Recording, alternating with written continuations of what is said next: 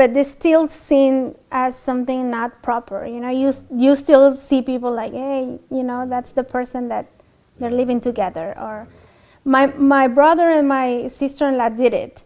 They started living together, and when my mom found out, it was hell for my brother. So after that, they married. Like, I think they lived together for 3 or 4 months. And then once my parents find out that he was spending nights there and things like that, there's like, you guys have to marry. So they arrange a civil wedding to get married, and then they can live together.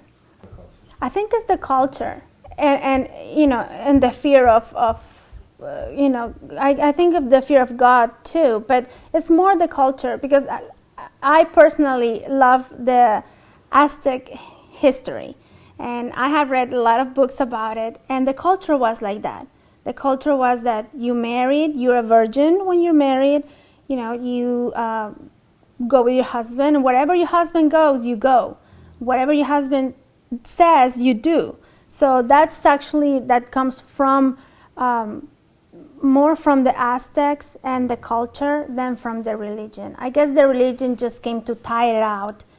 But it was something that you have to do. And there was arranged marriage also before time. Like in the Aztec, it was arranged marriage. The families, when they were born, they already decided who was going to marry who.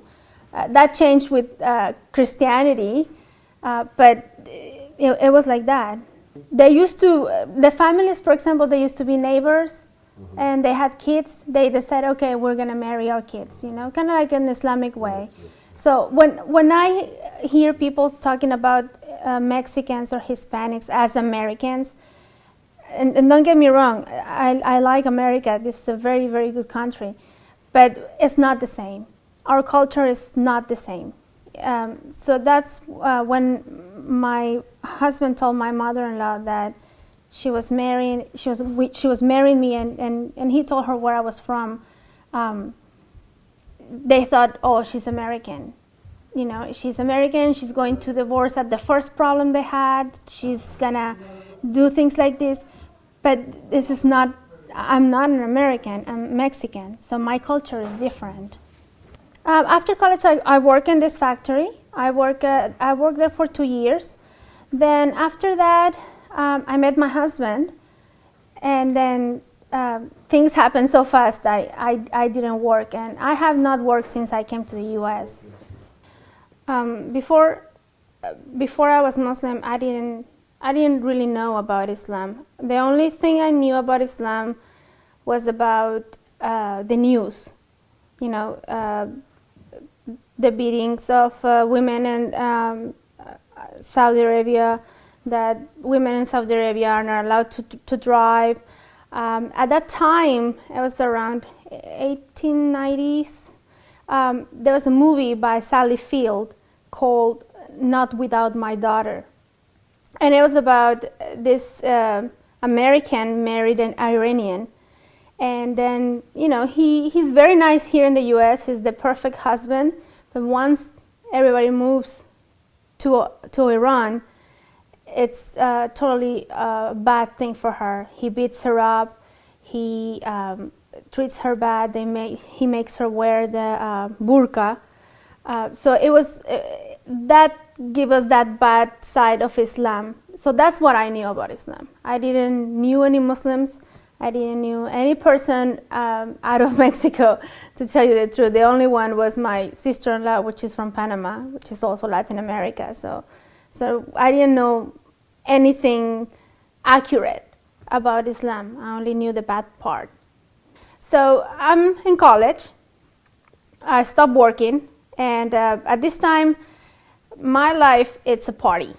College, it's party. You go to school, then weekends is, you go party with your friends, and that was my life. And one of those parties, one of my classmates from college had a birthday in his house, so we went. And he also worked in a factory that my husband visited from the U.S. And I think it's just destiny, or like Allah's will. I think that's what it was, because my husband was going to go somewhere else, but the person that was going to take him somewhere else stood him up. So then he called my friend, asked him, "Hey, what are you doing?" It's like, I cannot go out. I have a party in my house. Do you want to come over? Engineering in my country is a men's thing. There's not many women. The percentage of women in engineering is very low. So then my husband asked him, "How many girls is there?" He was also a single guy. "How many girls is there?" And the guy said, "Oh, like, 5. It's like, oh. He's like, "Okay, I have nothing to do. I'm already ready. I'm just gonna go." And he's like, "Okay." So then he came to the house, to the party, and that's how I met him.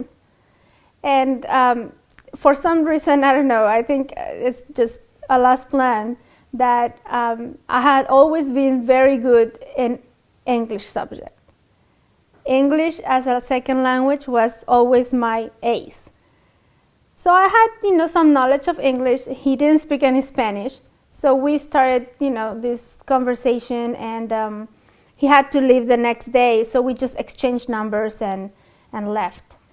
And at that time, I as a non-Muslim, I was dating. I was, going to parties, and, I met other guys and stuff like that. And so, it was just like another guy that I met in the party and give me his number, and that's it. Well, like about a week later, he called me. And so then we started talking. And we started talking and talking and talking, and we talked so much during 1 month that his bill came up to $600 in 1 month, because we talked for like hours on the phone. Then he said, "I'm gonna come back. Can I see you?" And I said, "Okay." I said, "But you know what? If you want to see me, you're gonna have to come to my house and pick me up."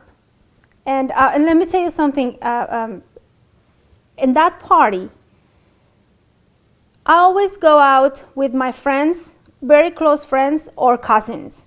I had never really go out with guys to a discotheque or live in a party with a guy, because that's not how we are. That's not how we are. We always protect each other. We go in a group of girls and come back in that same group of girls. Nobody goes with anybody. That night, it was the first time that I leave the party with somebody, and that one was my husband. And I don't know why. My friends asked me, "Are you sure? Call us as soon as you get home." And I'm like, "Yeah, I think you'll be okay." So he took me home. I had to teach him some manners, because as an American, I guess, dealing with American ladies, he just parked the taxi cab, stop, and he's like, "Okay, well, bye." And I'm like, "Bye? You have to walk me to my door." I said, "You don't just say bye. You have to walk me to my door and wait until I get in, and then you can go." So then he was like, "Oh, okay, I'm sorry," so then he did. So that's one of the things that, being, I guess, only girl, my brothers and my dad had always taught me that the guys have to, they have to work for you if they really want you.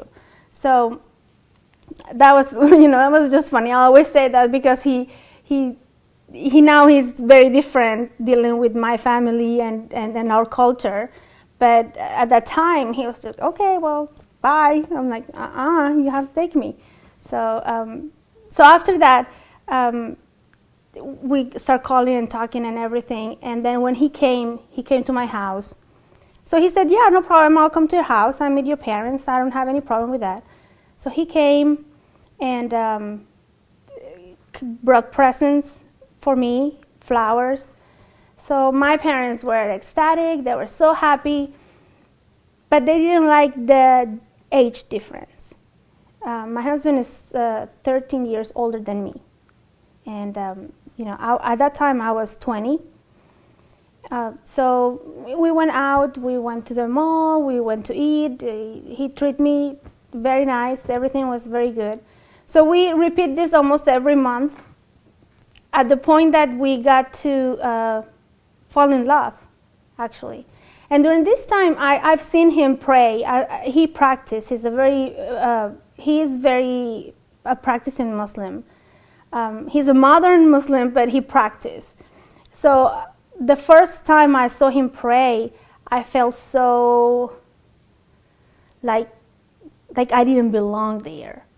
Like I was an intruder on his prayer. So then I asked him, what is that you're doing? He said, well, I'm praying. I said, what are you praying? Well, I'm Muslim. And I said, what is that? So then he explained to me. And at that time, it was the craze. In my country, I started the craze of the personal computers and